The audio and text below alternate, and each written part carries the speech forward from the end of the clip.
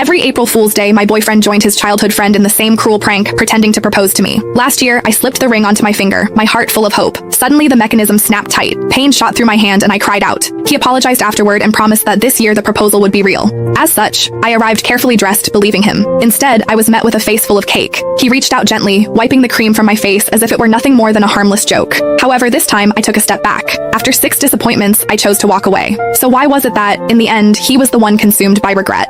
Every year on April Fool's Day, my boyfriend would team up with his childhood best friend to pull the same prank on me. He would pretend to propose. Last year, the two of them laughed like it was the funniest thing in the world, even though my fingers were almost crushed in the process. Later, he apologized and swore that this year would be different. This year, the proposal would be real. As such, when he called me again, sounding urgent and telling me to come to the place where we had our very first date, I believed him. I curled my hair, got my nails done, and spent extra time perfecting my makeup. I picked out a brand new outfit and even drafted the announcement post I was going to share once everything became official. However, the second I stepped through the door, smiling and full of excitement, a thick slab of cake cream slammed straight into my face. Laughter burst out from among the crowd and a girl's voice rang out, bright and smug. I told you Whitney can't take a joke, someone else said. You insisted on calling her. Now look at what's happened. Sylvia huffed and sat on the couch. The mood shifted instantly. The way everyone looked at me turned cold. She was the only girl in their group, the one everyone spoiled. As long as she was unhappy, everyone would rush to comfort her, Nolan included. The first time I met her, she organized a game of truth or dare. When other people got dared, it was just something a little embarrassing. However, when it was my turn, they asked me to do something way out of line in front of everyone. All I said was that it was too much and I did not like it. Sylvia's eyes immediately turned red and she ran out of the room. Everyone ran after her,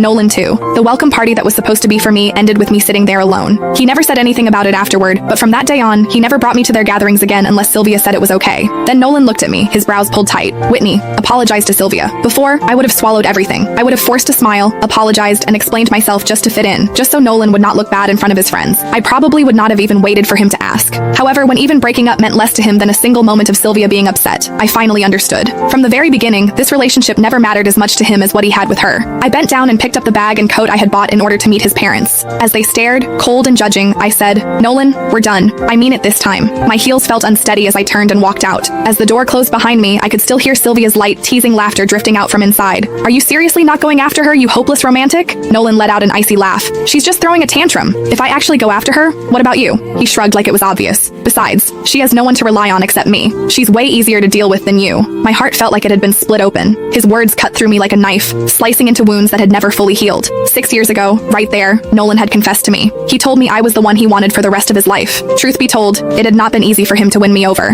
When I was 15, my parents both remarried and started new families of their own. I became the extra piece no one wanted to talk about. I resisted relationships